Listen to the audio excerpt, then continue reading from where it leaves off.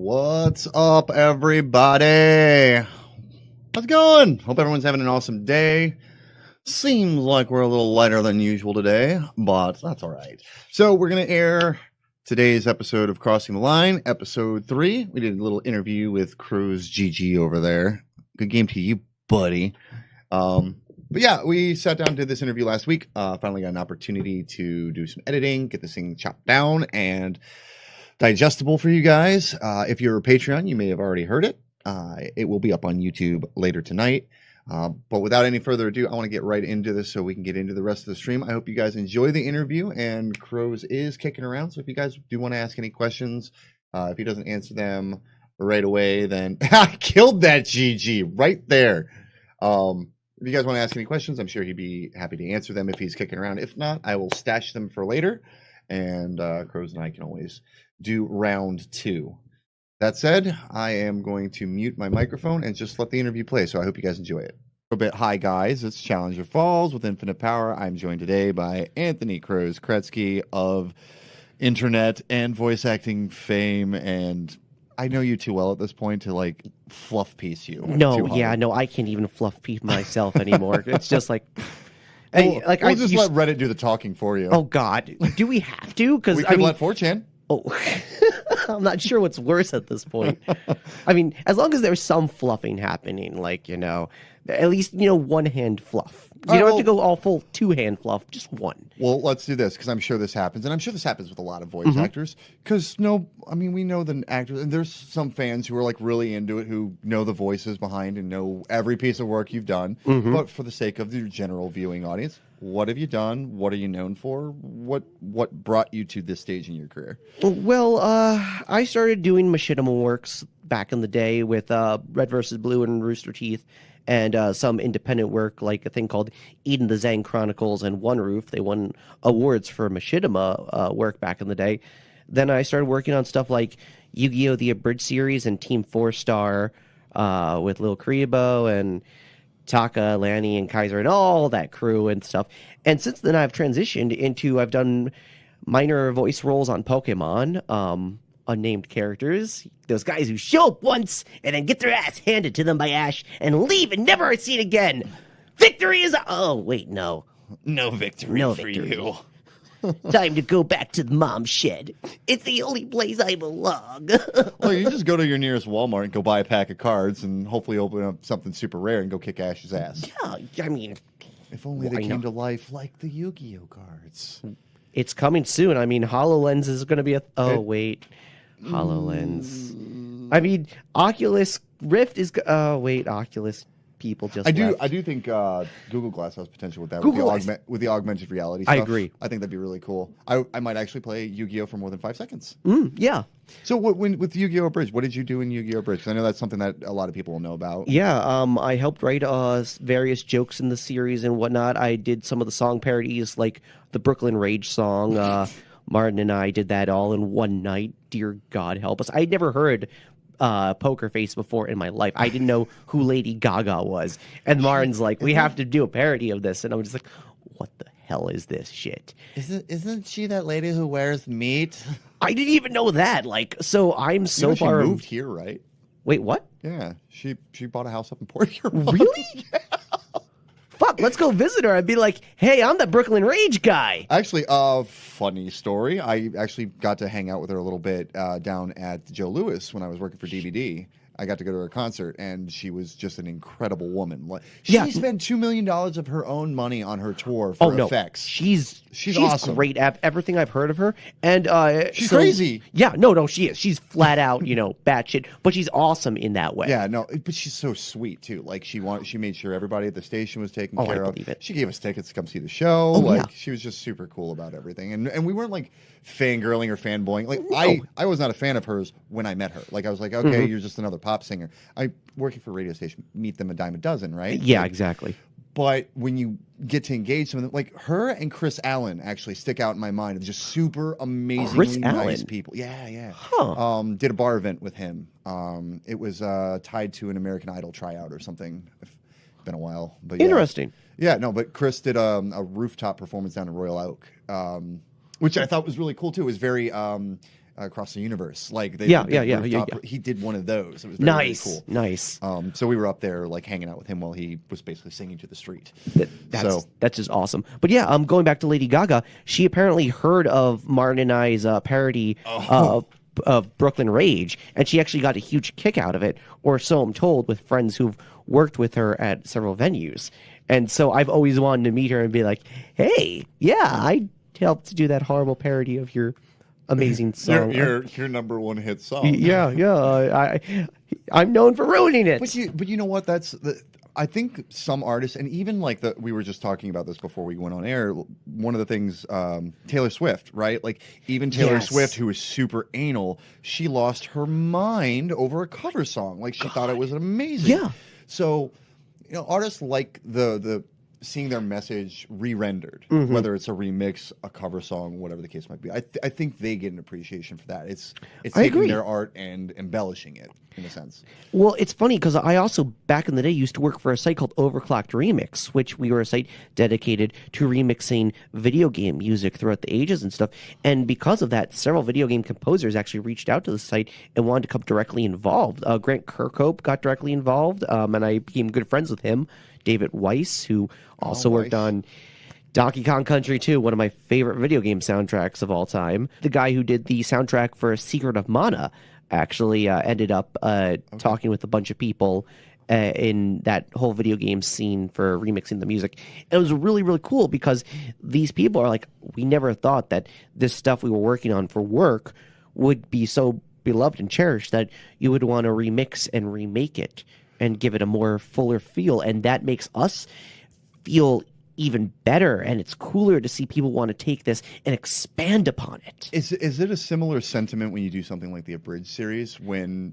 Here's a question with Yu-Gi-Oh! Or anything, maybe something from the 4-Star guys involving DBZA. Yeah. I know that Team 4-Star has been reached out to by Toei. Like Toei has contacted them directly. Yes. There's been talk. Right, but when you get those, or if you get those, and I'm not saying like the shutdown notices. I'm talking about the appreciative ones. We can't acknowledge you, but we kind of like what you're doing. We like what you do. Like Square Enix is notorious for they that. are right? Like, completely. We've talked about that with other Piano programming. Squall. Even they basically are like, we want to bring you in, but you're at a distance here.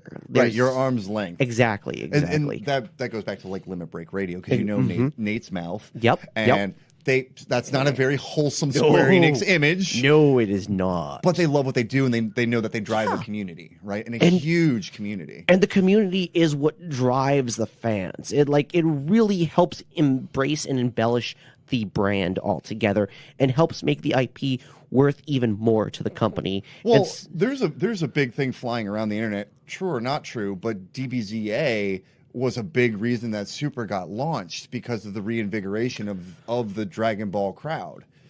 That is not something they'll ever admit to. It can speak to even. I personally, I think there is a little bit of that in there, but Dragon Ball has always been such a well-loved brand altogether. Absolutely. I don't think it's ever went away, unlike Yu-Gi-Oh!, which when we started doing Yu-Gi-Oh! Bridge, when Martin brought it up, it was just him doing it because he loved the show that much and wanted to show that that there was a great story behind all these card games that are being played. And it's not just some stupid children's card game episode. Gathering.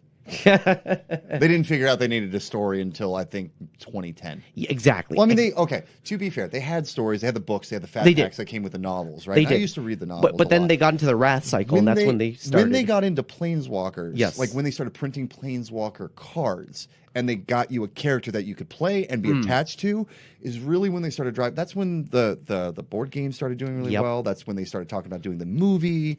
That's correct. I guess that bailed out. I'm not sure what happened to that. That was supposed to be like 6 years ago. I believe it's still in development hell because I think it's still under Universal right now. Yeah. I mean, the characters, it's easy to get attached to characters like Jace and Chandra. Jace is one of the most iconic figures in all of card games. Yeah. So, I mean, he just got his own series. They did his own box set now, which I'm happy about. Yeah, it looks really cool. Like all of the arts feature Jace, and it's super cool. But yeah, no. Speaking about that, going back to the whole, do these things that fans do Do the companies appreciate it? Do they ever reach out? Do they ever say anything? They do in their own ways, and like they like to give their own little nods and stuff to this stuff. Actually, back in the day, I could talk about this when Yu-Gi-Oh! Bridge was in its prime and whatnot. The 4Kids YouTube would actually come and comment on several Yu-Gi-Oh! Abridged videos, and then all of a sudden the comments would suddenly disappear as they self-deleted them. And it's like, oh, okay, are we not supposed to know you commented? Are you supposed to be like, did that person just get fired for commenting? Who knows? Or did they reach out to you and they didn't want it? Like, they didn't know. The only way they could get a hold of you is a public overture. And exactly. Because you're going to see the email that says you got this message, and then all of a sudden the comment's missing, but you got that email. But we got that. Exactly. Right. Exactly. And it was funny because at one New York Comic-Con, they approached the Yu-Gi-Oh! Abridged shirt booth where I was sitting at. And it was very clear that they were from 4Kids and stuff. They kind of showed me something. And nothing inappropriate, guys. That's not what I'm getting at. But that was later on in the night. Trust me. Yeah. Yeah. But so they were like, okay, we like what you do, but you need to be careful with how you market this, and you cannot be selling stuff with any of the direct images. Do you understand? Mm-hmm. And like they clearly were like, please, do you understand what you're fucking Please do with not here? make us sue you. Exactly. Please exactly. do not make us sue you. So we're all but saying this is going to happen. Yeah. So it's, especially in a situation like that, it's a very tentative, kind of uneasy alliance between fans that want to do this and the companies that want to, embrace these things, but they can't, because if they do, because there's the business side of intellectual property. Yeah, exactly. And if they start letting someone else run off with the IP, then the IP then comes, in contest of, can this be, copyrighted, or is it now in the public domain and whatnot? So wasn't it 56 years after the original? Yes, but if you do not, but I know copyright laws have gone all to hell thanks to Disney, but yeah. Correct, but if you do not defend your IP and stuff, someone could, just take it and run with it. And if that happens, then you're going to have a really uphill battle trying to battle for it back. That is correct. So was Yu-Gi-Oh! Abridged your first foray into voice acting? Was that kind of because I know you're a musician, you do that, you've done some comedy stuff, but yeah. Where did you really get started in the voice acting realm? Because that's what you're doing now, right? Yeah. So I started doing voice acting when I really got into Machinima. Those of you who don't know Machinima, besides, hey, it's the name of a YouTube channel that's really, really popular. Yeah. Machinima is actually a filmmaking genre where you're using a real-time engine to puppeteer characters in order to make films that you're, filming in real time instead of traditional animation where you're rendering frame by frame. Right. This again is more like puppeteering, so you have instant results. And similar to how FaceRig operates. Exactly. Yeah. So FaceRig is very, very close to what Machinima technically is. Okay. Well, I guess you could consider it Machinima because it is a 3D real-time engine. Yeah. So, and what normally Machinima was used for was doing it in video games, because that was all 3D in real time and puppeteering the characters, which Red vs. Blue made this very popular back in the day. They made it really easy without having to use lip flaps. They could just nod a head. Head bobbing. Yeah, yes. Lots of head bobbing. Well, then a game came along called The Sims 2. Everyone who's played Sims 2 knows those characters just mouth whatever they want to in Simlish. And so trying to do Machinima with that gets pretty difficult really quickly, as also Rooster Teeth learned when they started doing the Strangerhood directly for EA as promotions for The Sims 2. Now, I was working on a Sims 2 Machinima called One Roof that was actually getting really popular at the time because we had really, really good lip sync in our lip flaps. And that was actually one of my first forays into voice acting. Okay. I played a character named Dante, who is this elite hardcore hacksaw gamer dude. Oh, yes. You're like so the opposite, too. I know, right? I'm like, we talk about video games a little bit, but you definitely don't get a lot of time to play them. Like, no, I wish. You're traveling all the time. And instead, I just kind of collect the video games, much like Pokemon. I mean, I'll about play you eventually one day. My Steam backlog. I don't know why I caught this Pidgeotto, but one day I will use it. One day. Well, I mean, who actually buys games on Steam to play them? I mean, just Shapes and Beats. Yes, but how many games on Steam do you have that are completely unplayed? That Not many, not many. I'm not one of those. I'm Okay, not. okay. Well, first off, I'm not a PC gamer, so like I don't that's just true. collect games to collect games. That's true. I'll wait for a good deal. Now, I am guilty of this. Okay. Last winter, I think Final Fantasy 15 and Final Fantasy Type 0 went on sale. Okay. For the Xbox. Now I played both of them on the PlayStation, but I got them for the Xbox. Maybe I'll stream them. Give me something to do. That's one of them. I'm actually trying to convince Sugar to go play Final Fantasy 15. I'll just supervise because I could watch that story over again. Yeah, yeah. I just when I played that game and I got to the rails in chapter 8, and it was like, you do not get to do anything but the story from this point forward. I was like, oh. Come on, ride the train. Yeah. Ride it. Yeah, I mean, you make us wait 11 years to give us rails? No. Yep. And they're going to do this. How much you want to bet they're going to do the same shit with Kingdom Hearts 3? How much? Oh, no. I think No More is going complete all-out open world with this shit. I hope so. Oh, everything that I've played, because I got to play recently all of Olympus, and oh my god, I am so hype. Oh, and the part that blew my mind the most, the part that really, like, made me, like, jump up and down and scream, yes, yes, yes, like a goddamn wrestling fan, Donald was actually useful for once. Mind blown. He casts cures when appropriate. It's like, I'm missing 3 health. Maximum cure. What are you doing, Donald? 5 seconds later, I have 25% health. I'm out of MP. I'm about to die, Donald. Why are you healing Goofy? No MP. Oh, I'm so hyped for The Kingdom Hearts dumbest 3. AI ever. But yeah, no, that game is going to be amazing. Yeah. Full disclosure, I played Kingdom Hearts 2. Okay. Everything from 2, look at the 2.2, the 2.5, the 2.8, all that. No, I've not even touched it. Have you played 2 Final Mix? Nope. Oh, Just man. the original 2 when it came out. Okay, so 2 Final Mix is one of the best action RPGs you will ever play in your life. It is so meticulously and well crafted and balanced. And when you learn the battle system, it's like Devil May Cry in terms of, like, you have to play on critical mode.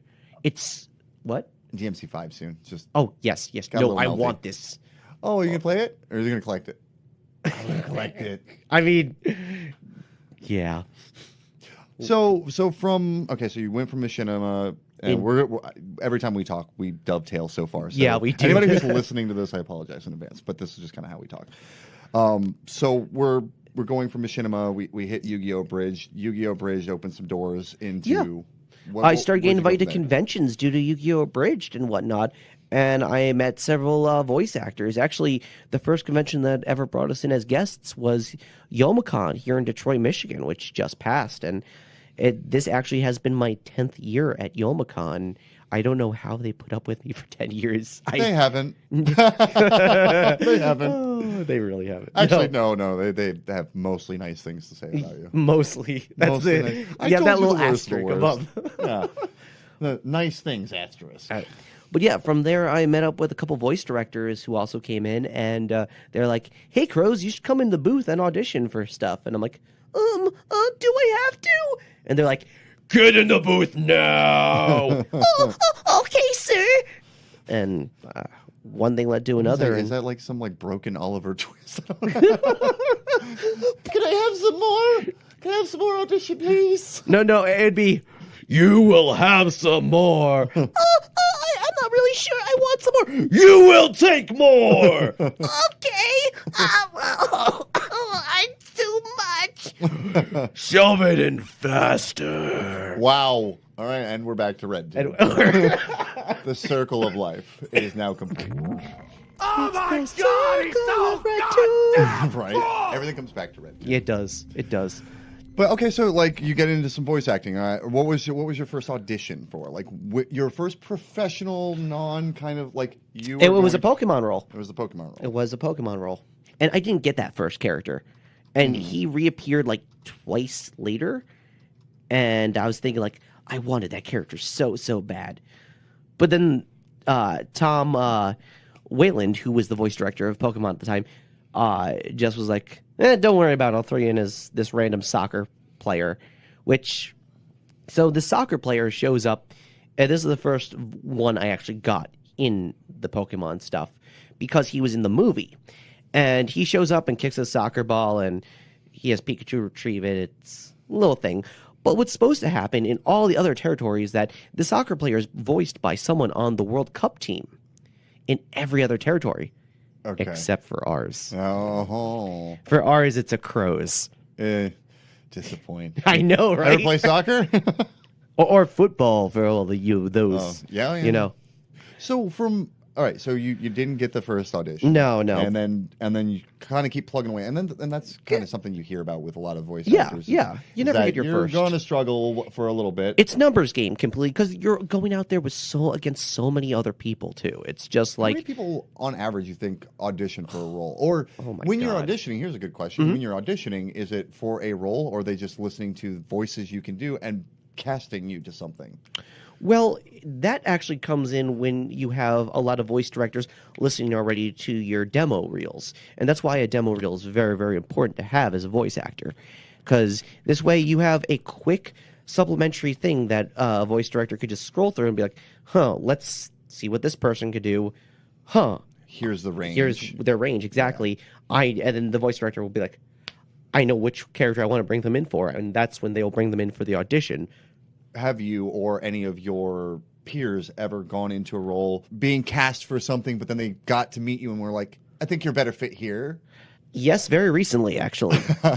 Very, very recently. I don't know if it was announced at Youmacon, so I'm just going to keep my mouth shut right now. Yes, I'm going to keep my mouth shut. Yes. Yeah, my mouth is full of shit. Yes. There is an upcoming thing that I got cast as something where I'm very flamboyant in. Not that you could ever imagine me as flamboyant at all. No. Never. No, right? Never. Right? We'll go out for drinks later, right? Let's just go hang out with Jimmy again. Yeah, you got a why little not? flamboyant that night. Oh. Those drinks were strong. Boy, yes, they were. That wasn't the Uber night, was it? It was the Uber night, That was actually. the Uber night. Yeah, Oh, we no. had like 6 parts. This Uber story just keeps coming back. I mean, because you were so salty. I'm still salty about it. It's like This one's for you, Haley and Sandals. So you don't get the role, No. right? And then you go into the next thing. When did you finally? And how long did it take? But when did you get your break into? Who was the first company that you started working for? That's a good question. I want to say it was Pokemon. Pokemon? Pokemon Company International. Yep. TPCI. I salute thee. Thanks for employing me. Thanks for Please keep the checks coming. please. That was one of my first things, and then I started getting a lot of minor video game roles and stuff. A game called A Robot Named Fight. Yep. I am We're gonna be playing that soon. Very Metroidy. I like It is, yeah. I've been helping with that for the past. It's almost like a Super Metroid. Yeah. That's probably it's a better Super equation. Metroid meets Binding of Isaac, as I like to tell people. There you go. That Made by actually- one person, and that one person gets annoyed by me and a couple other people to add stuff. Name drop him. It's all good. Matt Bittner. Matt Bittner is an amazing and wonderful man, and he actually previously worked at a company called HitSense and brought games such as Draw Stickman Epic 1 and 2 to life. He was actually one of the big brainchilds behind that. So then he went off on his own, and when he got an inheritance after his grandmother passed away, and it was just enough to really start him on starting his own video game company, and he decided, I have a year and a half to do this game. I'm going to do it. This is what I really want to do, and put it out there independently. And I kind of found it like I kind of do, and I started helping push people to this project, and it has grown. It's now on the Nintendo Switch. It's now on Steam. Next stop is going to be the PlayStation 4 for it, I believe. When you get a chance, tell him Xbox Game Pass might be an option for him. too. What's that The again? Xbox Game Pass. might be an option. I'm sorry. You're mumbling or something. It's kind of funny you mentioned Xbox because a good friend of mine works on Xbox, Patrick. I remember And so Patrick. he was all like, yeah, you should really try to get this game on Xbox. Well, the Game Pass is an excellent It is. opportunity It is. for independent guys because you can even do something like cycle it in on the Game Pass for 3 months. It's a trial, essentially, and then revoke the licenses after 3 months and go, if you really like this game. Exactly. I mean, granted, it sounds kind of trappy, and in a sense, it is. but you got to demo that game for free for 3 months. And here's the thing about as part of your membership. Yeah, and here's the thing about A Robot Named Fight, because the game's always updating with brand new content, Yeah, new he was talking environments. about updates while we were at Yoma. Yeah. He was like, I'm planning this update, and then another guy came up with another idea, and he's like, I think we could pull that off. That's about how Matt works a lot of time. But this game's probably going to have content for the next 2 years over time of just continual updates. So even if, people stop playing it or it was revoked from them and they'd come back later and they would want to pay for a lot more of this content, they probably didn't get to see because it's brand new and whatnot. So what other games have you got into? Do you want to get into? Is there a particular AAA company or a particular... Here, let's have some fun. If you could work for one franchise to do a voice, you can pick the voice if you'd like to, but you just want to be a part of that franchise and you don't care what capacity. Because mine's Final Fantasy all the way. I would want to. That's up there. That's up there, and several of my friends are in Final Fantasy, and I just glare at them. I'm looking at you, Josh Keaton. Josh Keaton is a whore. He's a wonderful friend, but he's a whore. He's also in my... Will do dirty things for work. Space Dad will do dirty things for work. Oh, I love you, Josh. I'll see you later. Seriously, flamboyant, not my type of character. No, not at all. You can't see that at all. But I digress. I'd say the AAA company I'd really want to work for, Atlas.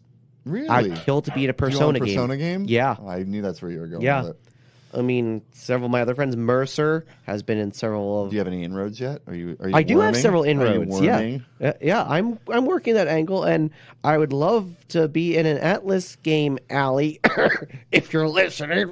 I'm sorry.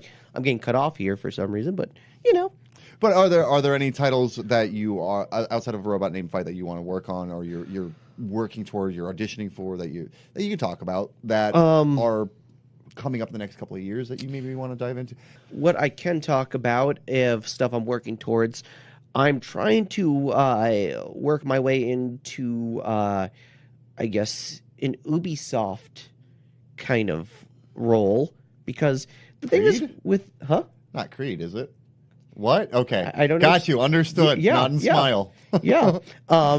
I would love to work on such a very stealthy series like that, because I'm a big historical nut. I'm a very, very big fan of combining lore, fantastical lore, with actual history. That has always interested me. Mythology meets proper history. Exactly. Yeah. That's a lot of the reason why I think Game of Thrones took off, is because it's very... It's not necessarily like factually historical, but it feels the time, the settings, the time frame, it all feels right. And then you add not too much of the there's not a lot of magic. There's some dragons, but there's not too much of that mystical stuff. There's the White Walkers being this looming force, but most of it's the political intrigue. Exactly. The series is based around and that. it's very much geared and grounded towards today. A lot of political relationships that are in effect today, we're seeing, portrayed within Game of Thrones, and how it would act and react within a generic fantasy stereotype, which is why Game of Thrones, or, well, A Song of Ice and Fire, to be a snob about it. Turns up his nose while he does it. Exactly, yes. But yeah, no, I find that very, very interesting. So yes, that type of thing. So getting into Ubisoft and being a part of a major franchise that they do would be very cool. That would be, yes. Yeah. Now, I would love to see... there was a series of books that existed way back in the day. And it had a small TV series, and it had a couple video games come out, but never really caught on in terms of the multimedia. And I would love to see it come back. Animorphs.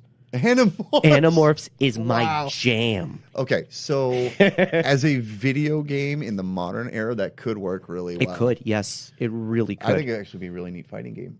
Yes. I mean, I could definitely see the potential for like a longer, story-driven, RPG thing. But as a fighting game, I think it'd be super I could see fun that. too.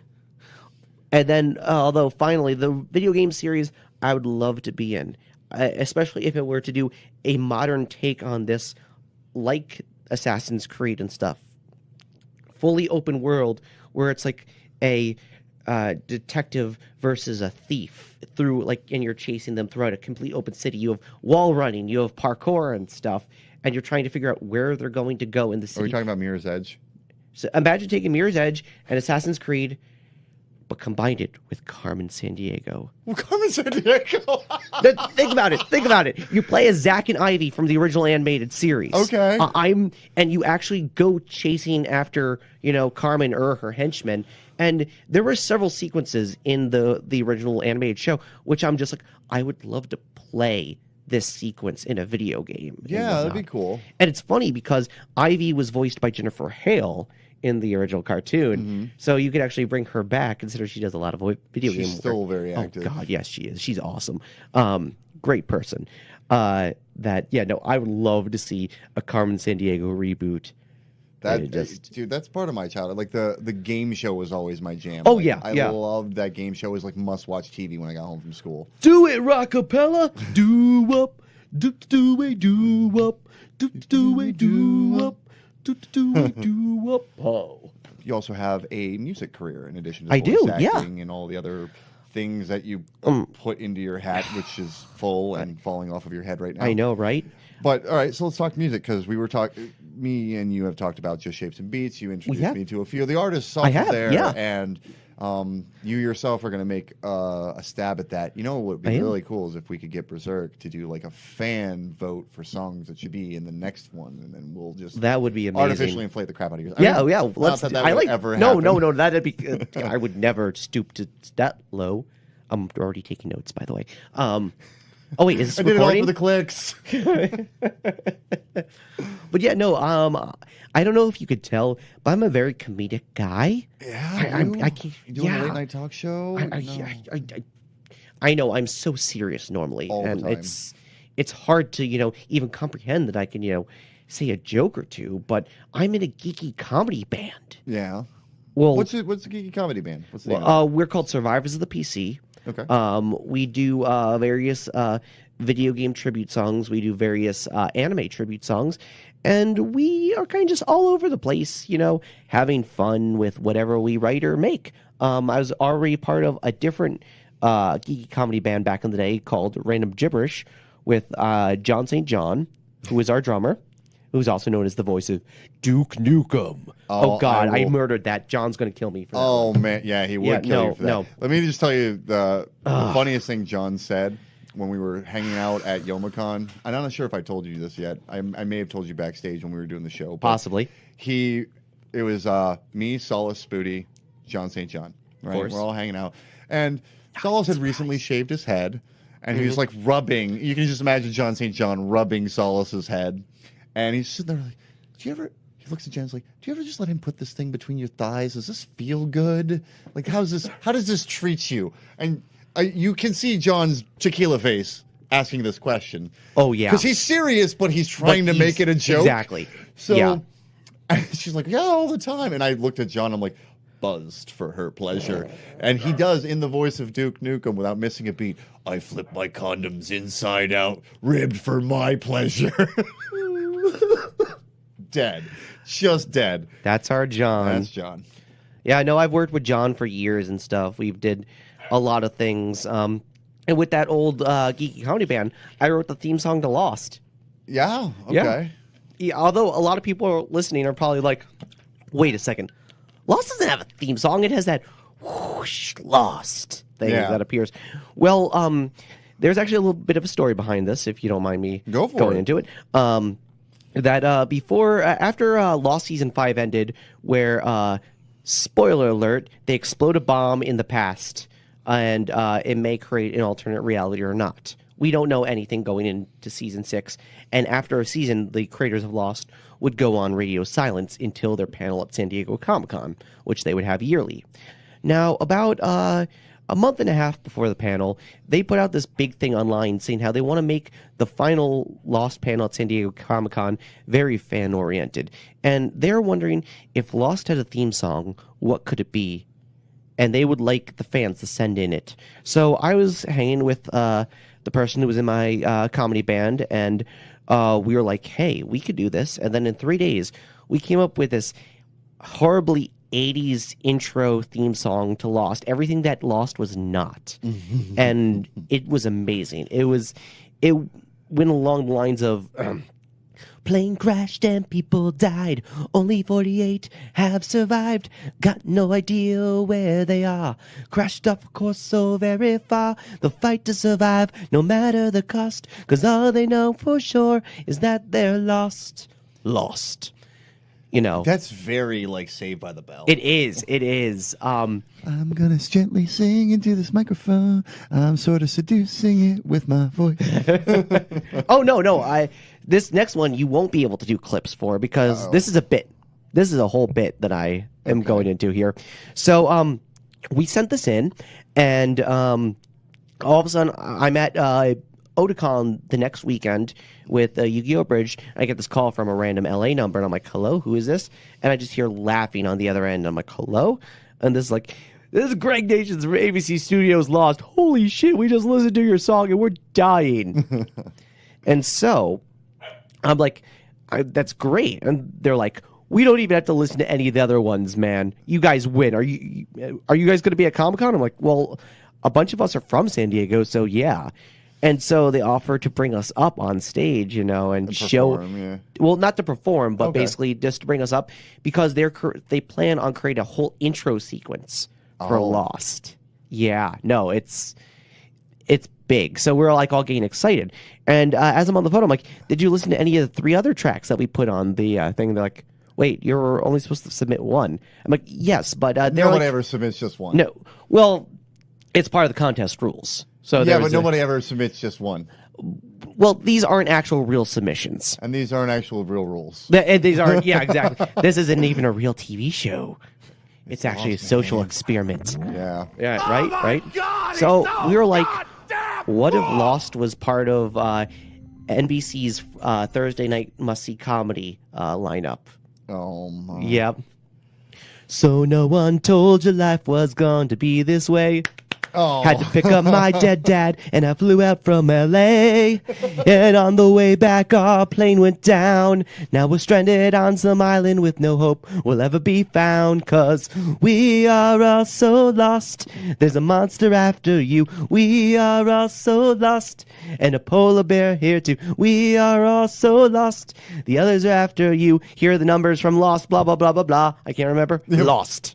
They're dying at this point.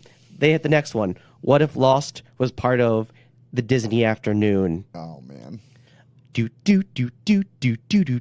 I survived a plane crash on this island. Monsters, bombs, and polar bears. Folks are dying. There's lots of mysteries. We'll rewrite history. We're lost. Woo-hoo. Not out in space or just misplaced. You're lost.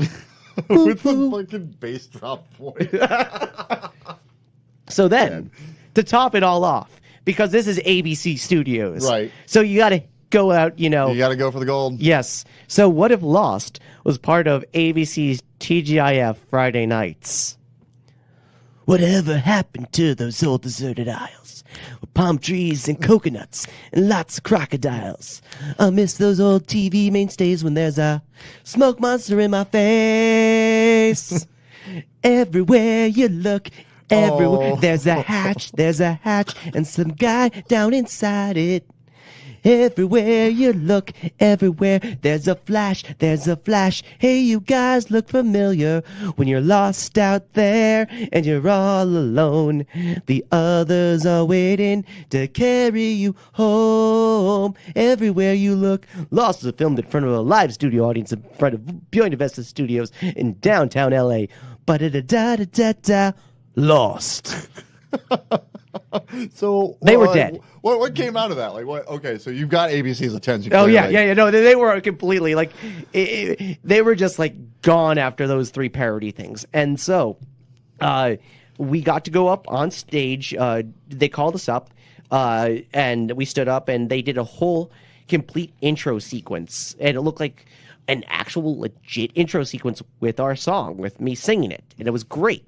And then they took us aside and had to sign NDAs, and we're like, wait, what? What's going on here? And they're like, so we want to try and use this to actually open up season 6 of Lost, because in an alternate reality, Lost would have a theme song. Holy shit. Holy shit. This is awesome. This is great. This is fucking amazing. And 2 weeks later, we get a call back from Greg Nations. So we had talked with ABC lawyers. They asked if you guys were union.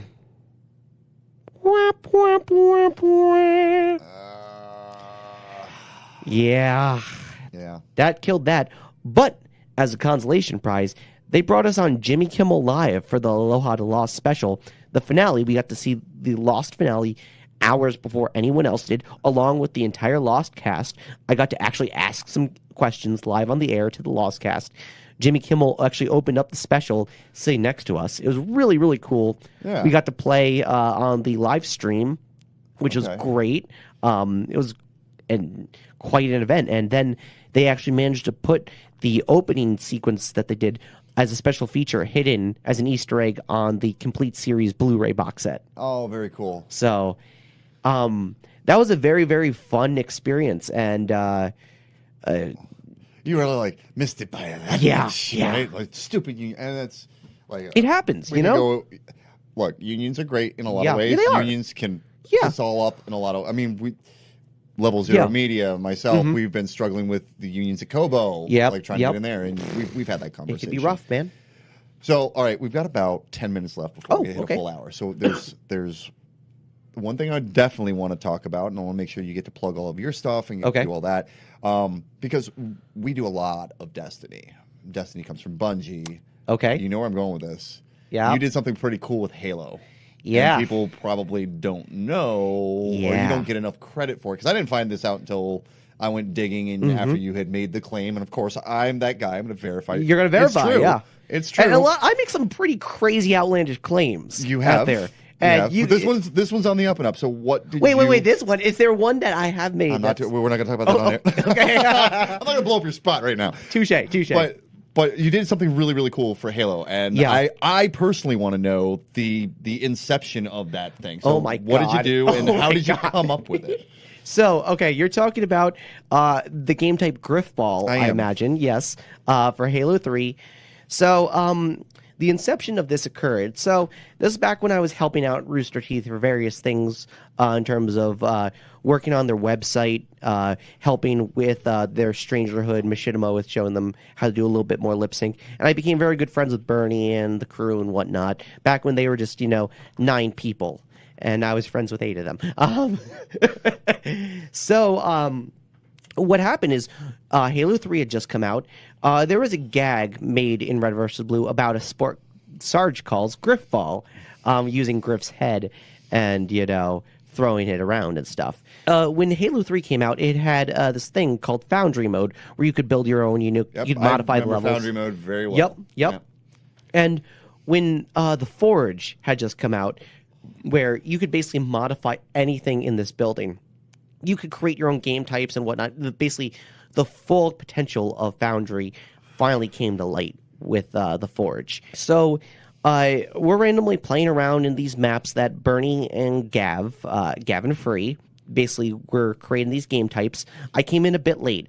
Bernie had created this game type called Griff Ball, which wasn't the Griff Ball that we all know that Griff Ball ended up today. It was this game mode that used the entirety of Foundry, where basically it'd be a race when a person, each person on a team would pick up one of the Griff Balls and they would turn orange, and they would try to run it to the other side of Foundry, and each side would have turret guns to blast the hell out of the Griff, to kill the Griff over and over again. Meanwhile, there was also this alternate mode being made called Rugby, which was this, hey, the whole thing is to take the bomb and just get to the other side and let it blow up. We realized that mode actually was a lot more fun than Bernie's Griff Ball. So we turned... But Griff Ball had some good in it. There was something to take from the original Griff Ball, yeah? No. We just canned it. It was all dead. No, okay, so the original Griff Ball was just trash. No, yeah, it does not exist anymore. It is small point. So then we started building the wall that would basically separate the playfield from the rest of Foundry. And we realized that, there should be only swords and hammers. And for a while there, grenades were a thing. So yeah, that's what we would do. There were some crazy strategies that we were working on, especially when we realized that ball passing was a thing, because you could drop the ball, someone would jump, and someone beat underneath to catch the ball, and you could basically keep rotating the ball. And we did that. It was so great, and it made things so dynamic. And that's when we realized that we had a hit on our hands. And it was hugely successful. It was hugely popular. It was very competitive for a while. It was. And so basically we had the first original 8 tournament, which 8 of the Rooster Teeth staff members or 7 of the Rooster Teeth staff members and Kroze's team all made teams of people, and we had a huge tournament. And no one wanted to be part of Kroze's team, which, because there's 4 people part of a team, I named my team Team SG1 because I'm a Stargate nut. I'm sorry. No, actually, I'm not sorry. Fuck yeah, Stargate. Fuck yeah, Stargate. But basically, the team that finally won that first original tournament was Team SG1. Suck to everyone who didn't want to be on my team. Nice. Yeah, no. Griffball took off, and I helped start the leagues that really went into presenting Griffball as an actual official thing. I played against Bungie several times, along with Bernie and Gav, to show them this works as an actual competitive game type. And it quickly caught on all over the place. And that was a really, really cool experience to be part of. Yeah. And, the original Griffball was scrapped for the original, clearly superior version. It was. And it was a lot of fun. We got a lot of miles. I know me and my friends group smoked a lot of weed and played a lot of Griffball and had a lot of laughs with it. I never would have guessed it would have became an actual official game type heading into Halo Reach and Halo 4. That is the part that really kind of just blew my mind. Right. So that made me smile a lot. And yeah. So you got some other game projects coming up? I know we were talking. You got the Robot Name Fight. Mm-hmm. Do you have any other voice acting bits? I know we have talked about your music project for a game that we play an awful lot, which is just Shapes and Beats. Yep. I know you're going to do some submissions for the expansion. Yep. Talking with them a bit, trying to. Well, you've got an inroad. Yeah. Like we're gonna this is like name drop central. Are we really doing the name drop central thing? Jimmy's a nice guy, and I enjoyed hanging out with Jimmy and Jimmy. that whole crew of people that was there. Like there was a lot of really talented musicians there. Right, and they all came from the Overclocked Remix community. That's crazy to me. Yeah, no. All these fans are now working on the actual official stuff. Heck, Sonic Mania right now, the best Sonic game to come out in years, is actually developed by a bunch of my friends who came from the Sonic fan game community, which is really, really awesome. And Sonic Mania is such a good game, too. The guy who's now in charge of the Sonic the Hedgehog Twitter, or at least one of the people who are in charge of it, used to do horrible, dramatic Sonic fan fiction readings with me back in the day. These are people who have loved these franchises, who are now getting to work on it, and are finally getting to show honor and respect to the things that they grew up on and bring it new life, bring it new meaning, and pass it off to a new generation. And so hopefully more people will act the same way that we did and create media and then hopefully become involved in the companies later on. When I was at PAX East, I got to meet an Ubisoft community manager, and I've told the story on the stream, but I'll tell it for the sake of the podcast. And I'm picking your brain, I'm picking Carrie's brain, I'm picking everybody's brain, Lindsay's brain, anybody who's in the industry, I'm picking their brain. 'Cause one, it's fascinating stuff. Two, I'm truly interested in becoming a part of it. But when we're talking about these sorts of things, it's really neat to kind of see, like, this Ubisoft community manager came from, he did fan videos. He did basically AMVs for Assassin's Creed, and now he's working on the Assassin's Creed community team. And that was the same thing with the Square Enix community manager I met. She was just a fan of, I think it was 11, actually. Yeah, I think she was it was 11. Yep. She was an 11 head. We're talking about Katie? Yeah, we're talking about Katie. Okay. Okay, cool. Yeah, so Katie came from the 11 community, and now she's a community manager for 14. Same with my friend from Allie, who now is the head of the localization team at Atlas. Okay. So Allie, if you're listening, he's looking for a voice gig. She knows that, and I bug her all the time. He's still looking. I'm still looking, Look, Allie. starving artist. He's in my little like tiny house, looking for work. This is how I'm desperate trapped he is. here, by the way. I cannot escape. Please send help or food or video games. It's because he can't afford an Uber. It comes full circle. Nice. But all right, so let's go into this. Like, we're talking about how people have been fans, and I know there are a lot of people who watch the stream who, we get a lot of questions like, how do you become a streamer? How do you do this? How do you do that? So let's ask the question: how do you go from being a fan to making even a little bit of headway? Like, we're not going to sit here and proclaim that you're some megastar, right? No, neither of us are under that guise. No, But you have made inroads in a lot of places and and you're doing a lot more than a lot of people. I have a lot of connections, and I have a lot of people that I talk with, and I also love trying to help other people. You do. Be in, You're doing an interview in my tiny little home. Like, you're as help to me. So this is true. I think it's about that, again, that whole bringing the new generation in to help continue the cycle of how do they break through the wall that is everyone slamming at it. Like, so how many content creators are there out there? Like, you guys nailed it. Like, with Yu-Gi-Oh! Bridge and the stuff we did with Team 4-Star. Like, going back to even Machinima back then. You got to do new stuff. Well, yeah, Rooster Teeth before they were crazy big like they are now. Yeah. But how do you make those inroads? Do you fall into a small project with a friend? Do you make those connections at the convention? Like, I know I make a lot of con connections. The first step, I think, is putting yourself out there. At least making the first step to, I want to do something creative. And, not just procrastinating and saying, I'm eventually going to do this. No, you actually have to do it. I don't care if it's with, just yourself or with someone else, but you need to put something out there. Mm-hmm. And that is going to be always the first step. And once that is out there, you're going to want to push it. You want to continue it, and you're going to want to see how far you can take that. And then you start bringing more people in. You start getting critiques about it. And the more you put it out there, you may hear some shit that you don't want to hear about it. Now, when you say put it out there, Yeah. When you say put it out, because I mean that can go a lot of different ways, especially when we're talking demo reels, we're talking about content creation, we're talking about a lot of stuff. When you say put yourself out there, are you talking about just, hey, I made this cool video, let me upload it to YouTube? Or are we talking about going to an exec or dropping it in an email box or dropping it in the right place? Showing it to as many eyes as you could get it, out there too. And I think you cannot be afraid about that.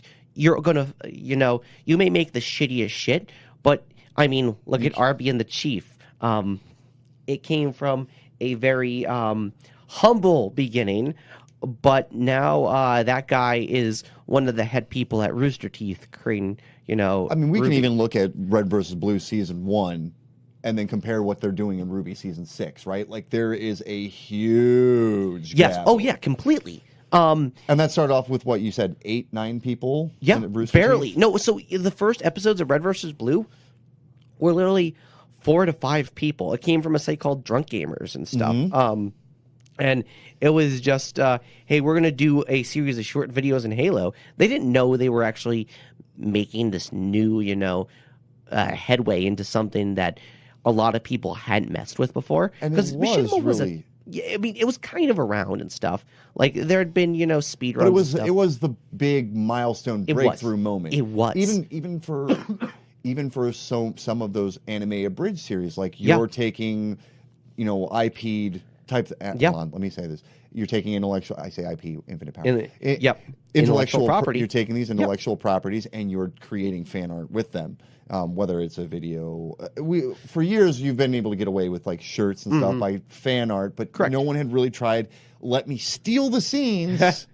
And put them, re-edit them, revoice them, re-everything them. Yu-Gi-Oh! Abridged was essentially it wasn't the first fan dub, it wasn't the first parody dub out there. But it was probably the biggest one at its time. It was, and it was the first abridged series. And it's kind of funny putting it in a new format and distributing it in kind of a new way, in a new content, because YouTube was only a year and a half old at this point. So we were also jumping onto something that was very, very brand new.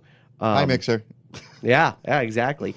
And that is a good part of it. Find a new niche. Find a new audience that is just, coming out of somewhere, and see what you could do to help. See what you could do to help evolve that and become involved with the audience. So with with getting involved, Mm-hmm. do you think it's a better idea, or maybe it's a combination of the two? Is it a better idea to come up with some original work, or is it best to like get on a team and work with people and try and create this thing? Or It depends on the type of person you are. I mean, I've seen it happen both ways.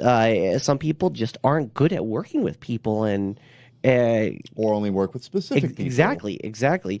And in that case, I think you might have a little bit of a harder time unless you're uber talented, which those people are out there. You know, the one-man army teams are out there. Sure, it's going to take you a lot longer, but I mean, if you make something quality, Hi, Matt. It's going to skyrocket. It's going to go crazy.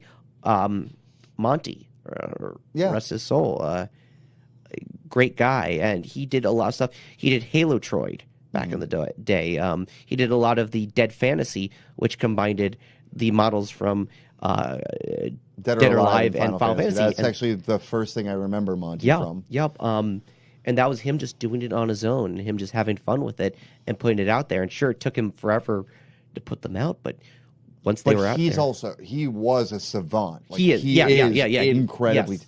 For most Joe Schmoes who are listening. I would say try to get a team together, because it's a lot easier to share the load, share the burden. Don't try combine to ideas. Like, you may have a crap idea. It's okay to shut it down. It's okay. And it goes back into being able to take criticism. Mm-hmm. You know, if you can't take criticism from the person in the room with you, exactly, how are you going to take it from a network exec? How are you Bingo. Going to take it from a AAA title holder? Mm-hmm. You know, like that's kind of where the group definitely does help you prepare for a lot more that's out there, because you're very rarely going to be alone in the entertainment field when you go into it, if that's what unless you're a voice actor. Yeah, exactly. Exactly. Go to your booth, slave. Okay, sir. Aye, Captain. Any final thoughts on that? Like tips or tricks, things that maybe you picked up that nobody would think, or maybe people think about it, but maybe kind of casually. Something that, like for me, getting into the con circuit is kind of the one that I always tell people. Mm-hmm. You going face to face, meeting people, that helps. A bigger, lasting impression. Exactly. I think are completely understated in today's world with, so much of this digital, hey, we're just going to talk in text and stuff. Digital communication. Yeah, exactly. Like we've lost the ability to communicate. But there's still value in going and putting my face in front of Allie at Lucid Sound and going, I'm having issues with my sponsorship. Can you help? Bingo. Now all of a sudden I have a face. She has my face. We talk regularly. Exactly. So you and I, like we didn't know each other from a hole in the wall before PAX West, but now and then all of a sudden, hotel lobby, we just kind of ran into each other and realized, oh, hey, you're kind of awesome. You're kind of awesome. Hey, you want to hook up? No, not like that. How many times do I have to? Okay, maybe. He stayed in my room. He wanted to cuddle with Tacky, though, so it's okay. I swear, I cannot play the flamboyant role. It's not. Why would you think I would be able to pull that off? Never. Yeah, no, that's silly. But like I tell up and coming streamers, like you have to get to these conventions. You do. I don't care that you're out in the UK. Like go to GameWorks or go to EGX. And that is all about putting yourself out there. Yeah, and that's surround yourself in that field, surround yourself in the media, and surround yourself in the people. Get to know them. Get to be part of the scene. And that is going to be your first steps into making headway at all with trying to do any of this stuff. And a lot of these people are welcoming. A lot of these people will be like, yes, we'll bring you in. Yes, we'll, help you in any way. Yes, we'll give you a hotel room because you're stranded at PAX and you could hang with us and you are awesome. Why are you hanging with me? I don't understand. Wait, I don't remember saying that. No. I switched. Oh, okay. Bits. Okay. Yeah. So for me, another one that I kind of think about too is when you're meeting someone, when you're approaching somebody, and trying to pitch in whatever. We pitch a channel, you pitch original content, you pitch music, whatever. Okay. When you're pitching, it's important not to let the fan come out, and that's one I see happen at these conventions, especially first-time con goers, for like streamers who are just going to their first con, and they're like, I got 2,000 followers. I'm gonna go talk to Bandai Namco. Oh. It's like realistic expectations. Well, you can go talk to them, and it's good to make that initial introduction, but don't try to overstay your welcome. Don't try to push too hard, and a lot of people will. Don't expect anything. Yes, exactly. Right? Like, exactly. I bring up the story. One streamer at PAX East went up to a company looking for a sponsorship, had 8 times the numbers we did, and they had a very lengthy conversation. I pitched myself with my number, and the conversation was not as lengthy. It was leave my card and go, basically. Mm-hmm. But that's a learning experience. You can't go in there. I didn't go in there with expectations. I straight up, I was peeping on him. I was like, how's this conversation? Yeah. Because that's an opportunity to learn. Exactly. And there's always someone Every there. opportunity is an opportunity to learn. There's always someone, and this goes, even our relationship, you can learn from somebody else. Like when we're walking around West, I'm teaching you about the streaming world and Mixer and all that, and you're introducing me to game designers and sound engineers and all these wonderful people. There's benefits to the relationship that can go a lot further if you cultivate those relationships that you form. And like we're fortunate that you're around enough that we can actually continue to be friends. Exactly. Right? Like you're in Detroit enough, and if I ever get out to the East Coast, I'll come visit you. Oh yes, please. Crash your place. And I think that also is about the openness that you can try and put yourself out there and realize that I'm open, you're open.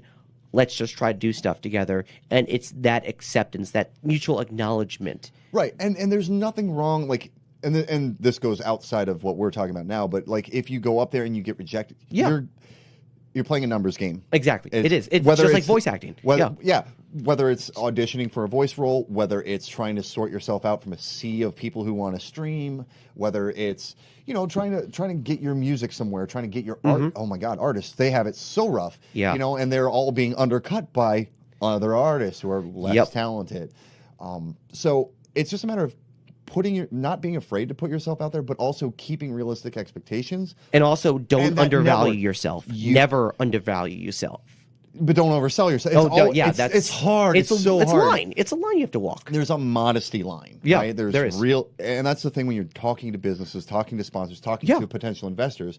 Exactly. Realistic expectations, realistic projections, and hopefully deliver on the results within said time frame. That's the kicker. Yeah. It goes back into all the goals that we had for Real Life. I want to hit this goal. I want to hit this 10,000 goal. We hit it. We exceeded it. Great. Fantastic. Now next year when I make my pitches to all the companies I made pitches to this year, I'm hoping I'll see the same community managers or marketing execs or all those folks. Maybe I don't, but I have that. I can go. It's there. I have that card from last year. Exactly. And I can go. You could build upon it. I know Mary. I know Tom. Like whoever it is. And that is invaluable. And we had a conversation, and this is the conversation we had last year. Here's the new metrics. And knowing what you could do with that helps push you forward. And knowing when to push, right? Yes. Like you don't want to push too hard. Yeah. Like I always wait a week after a con. Oh yeah. Because they get home from their travel. They've got to recover from that. Yeah. They're everybody else they spoke to are trying to get front of the line. Let me tell you something about front line. If you are the front of the line on a stack 100 deep, it doesn't matter. They're past you first. Yeah, exactly. So I like to wait a week. Like I met Carrie last week. Yep. I don't know how much Carrie got from YomaCon. I don't know how many business contacts she got. I don't know how many gigs she booked. I don't know how many fans she interacted with. But all of that's going to take some time for her to digest, get through. Then this week, okay, it's been a week and a half. I'll give Carrie some space and go from there. And that's how you have to do it. But yeah, if you have anything else to add to any of those, that's kind of my. Granted, I'm coming from a different insight. I'm coming from the broadcast side. You're coming from the voice acting side. So there's big differences there. There are, but there's a lot of similarities. Many similarities. Exactly. And I think us being in the middle does help benefit us both in terms of understanding each other's, field, and helps widen both of our fields a lot. Right. To see what we can contribute to each other's, lacking in that field. Yeah, I'm looking forward to do some collabs with you down the road. I'm down. We need to figure out what the hell that is, but we'll do something. I'm sure we'll figure out something. Hey man, the talk show was a good start. I thought it was a lot of fun. Yeah, no, that was great actually. That was your world. Now you're in mine. Wait, you're in front of a microphone. So it's still your world. And that's the thing. That's the thing is you're still. I did a radio show for several years on a station. True. So yeah, no, this is like putting on an old boot. Wait, am I actually allowed to leave? Because we're going to take you home eventually. The Detroit Zoo, right? No, I actually need to leave. Like, Because before, at my old thing, I wasn't allowed to leave. They put a little chip in my head, and if I tried, gain out of the room, it would start beeping. And if then I it would shock you. Well, yes, that was the first step. But if I left too far, we'd have a full scanner situation, Oh. Yep. Thank you, though, for having me on your show, course, man. It's been fun. It was a pleasure having you, and it was cool to have you around and get to pick your brain a little bit. I'm sure we'll do a follow-up in the future, and hopefully, actually, before we cut bait, plug yourself, social media. What are you doing? What projects should people be paying attention to? What's coming up? Give us all that jazz. Well, I'm Kroze everywhere on social media. You can find me on Twitter, someone Kroze. Kroze. Kroze, yep. You could see me on a robot named Fight if you come onto the Discord for the game. I'm always there for some god-awful reason. We're always a fun bunch. I'm always making fun of another guy named Bosch, who I work on all of our music with. Bosch and I have some music coming out on his YouTube channel called Bosch Fire. Some good stuff there. Got some projects coming up. I can't really talk about a lot of them right now. Oh, actually, some of them are NDA. It's okay. Yeah, BattleCon from Level 99 Games, BattleCon Online. I'm voicing a couple upcoming characters on there. That was announced at YomaCon, so I can say that. So, please look out for that. I don't really do a lot of streaming. I really should get into streaming more, shouldn't I? Probably. Yeah.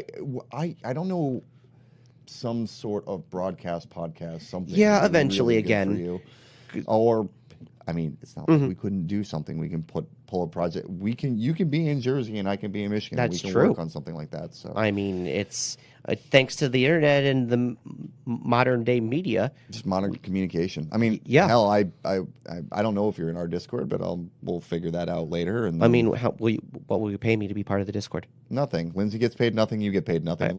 Can I at least have my freedom? Oh, yeah. There's no chains. Oh, okay. Yeah, cool, no, this cool, is cool, completely voluntary. Okay. The beatings, though, they're not mandatory, right? Only if you want to sleep with Tacky. Okay. Oh, Tacky, I miss him so much. All right, we're going to cut bait here. I'm already going to have to trim like 20 minutes out of this, but thanks everybody for listening. This is Anthony Kroze Kretsky. Peace! He's amazing. Go check him out in all of his places. I'll be sure to include links in the descriptions of anywhere this ends up, and we'll have our Discord server. You can reach us at Infinite Power MG on Twitter, Infinite Power Media just about everywhere else, including YouTube and Facebook and all that jazz. But thank you guys so much for tuning in, and we will see you next time. Ay, ay, ay, ay, ay!